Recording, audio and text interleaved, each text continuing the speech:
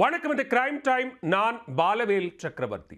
தஞ்சாவூர் மாவட்டம் திருவிடைமருதூர் பேரூராட்சி தலைவரும் பாமக வடக்கு மாவட்ட செயலாளருமான மா.க. ஸ்டாலினை மர்ம நபர்கள் கொலை செய்ய முயன்ற சம்பவம் பெரும் பதற்றத்தை ஏற்படுத்தியுள்ளது.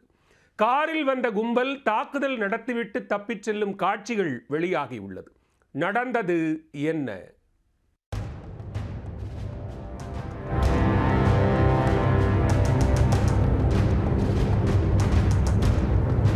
காரில் இருந்து திமுதிமுவென இறங்கும் கும்பல் கத்தி, அரிவாள் உள்ளிட்ட ஆயுதங்களுடன் சணல் குண்டுகளை வீசி தாக்குதல் நடத்திவிட்டு தப்பியோடிய காட்சிகள் தான் இவை. பட்டப்பகலில் கொலை முயற்சியில் ஈடுபட்ட கும்பல் யார்? அவர்களை பின்னால் இருந்து இயக்கியது யார்? போலீசார் விசாரணையில் தெரிய வந்தது என்ன?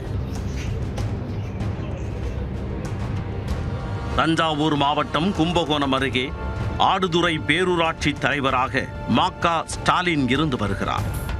இவர் பாமக வடக்கு மாவட்ட செயலாளராகவும் வன்னியர் சங்க மாநில துணை பொதுச் செயலாளராகவும் உள்ளார். ராமதாஸின் தீவிர ஆதரவாளரான இவர் வெள்ளிக்கிழமை காலை தனது ஆதரவாளர்களுடன் பேரூராட்சி அலுவலகத்தில் அமர்ந்து பேசிக் கொண்டிருந்தார். அப்போது காரில் வந்த மர்ம நபர்கள் கையில் கத்தி, அரிவாள் உள்ளிட்ட பயங்கர ஆயுதங்களுடன் திமுதிமுவென இறங்கி உள்ளனர். கண்ணிமைக்கும் நேரத்தில் நாட்டு வெடிகுண்டுகளை வீசி நிலைகுலைய செய்த அவர்கள் அரிவாள், கத்தி உள்ளிட்ட பயங்கர ஆயுதங்களால் பேரூராட்சி அலுவலகத்திற்குள் புகுந்து தாக்குதல் நடத்தியுள்ளனர். இதில் இளையராஜா, அருண் என்ற 2 பேர் படுகாயமடைந்தனர். சில நொடிகளில் பயங்கர தாக்குதலை அரங்கேற்றிவிட்டு அந்த கும்பல் கண்ணிமைக்கும் நேரத்தில் காரில் ஏறி தப்பிச் சென்றுள்ளனர்.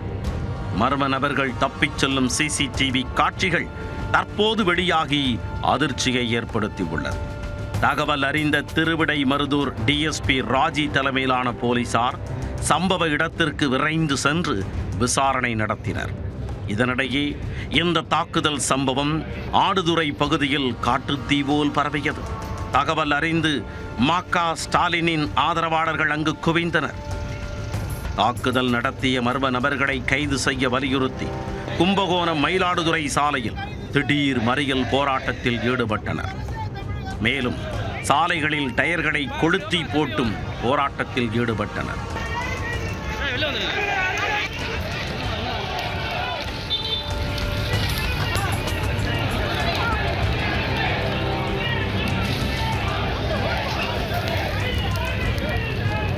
இந்த சம்பவத்தை அடுத்து ஆடுதுறை பகுதியில் சுமார் 300க்கும் மேற்பட்ட கடைகள் அடைக்கப்பட்டு பதற்றமான சூழல் நிலவி வருகிறது.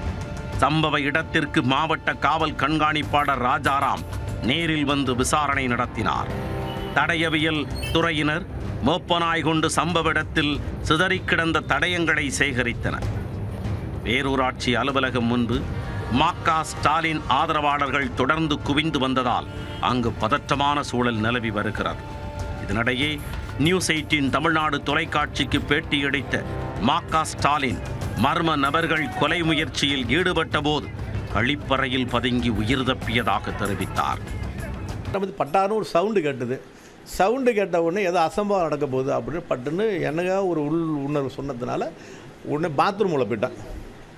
ரூமில் உட்கார்ந்தவங்க வாசலில் நின்றவங்களாம் தடுக்கிறாங்க. தடுத்த பாட்டாளி மக்கள் கட்சியினுடைய பொறுப்பாளர் கலம்புரம் இளையராஜா அவர்களை கையில் வெட்டிருக்கிறாங்க. அதுக்கப்புறம் அருணை வெட்டிருக்கிறாங்க. கூட உள்ள பொறுப்பாளர் விரட்டிருக்கிறாங்க. அதெல்லாம் அவங்களாம் உயிரை பணைய வைத்து நம்ம பாதுகாப்பு கூட தடுத்ததன் விளைவாக இந்த நேரத்தை உங்கள்கிட்ட பேட்டி கொடுத்துட்ருக்குறேன். ஏன்னா கண் இமைக்கக்கூடிய நேரத்தில் எல்லாம் நடந்துருச்சு. வெடிகுண்டு இப்படியெல்லாம் வீசியிருக்கிறாங்க. அலுவலகத்தினுடைய பொருட்கள்லாம் அடித்து நொறுக்கியிருக்கிறாங்கன்னு தெரியுது உங்களுக்கு. அதனால் இந்த கூலிப்படையை யார் ஏவிட்டா, அது பின்னாடி யார் இருக்கிறா, இதுக்கு யார் பொருளாதார உதவி செய்கிறா, திடீர்னு ஒரு மனிதன் ஒரு அரசு அலுவலகத்தில் பட்ட பகலில் செய்கிறதுக்கான துணிச்சல் யாரால் வந்தது அப்படிங்கிறத காவல்துறை அதிகாரிகள் முழுமையாக விசாரணை செய்து ஆணிவேரை பிடுங்கி எறியணும். கூலிப்படையை யார் ஏவி விட்டார்? இதற்கு பின்னால் யார் உள்ளார்கள்? யார் பொருளாதார உதவி செய்துள்ளனர் என்று போலீசார் முழுமையான விசாரணை நடத்த வேண்டும் என கோரிக்கை விடுத்துள்ளார். இதனிடையே ஆடுதுறை பேரூராட்சி அலுவலகத்தில் நாட்டு வெடிகுண்டு வீசியவர்கள் போலி பதிவெண் கொண்ட காரில் வந்ததாக போலீசாரின் முதற்கட்ட விசாரணையில் தெரிய வந்துள்ளது. இதையடுத்து அந்த கார் எந்த வழியாக சென்றுள்ளது என்பது குறித்து சிசிடிவி காட்சிகளை கைப்பற்றி போலீசார் ஆய்வு செய்து வருகின்றனர். மேலும் அப்பகுதியில் உள்ள செல்போன் டவர்களில் பதிவான எண்களை வைத்தும் போலீசார் விசாரணை மேற்கொண்டு வருகின்றனர்.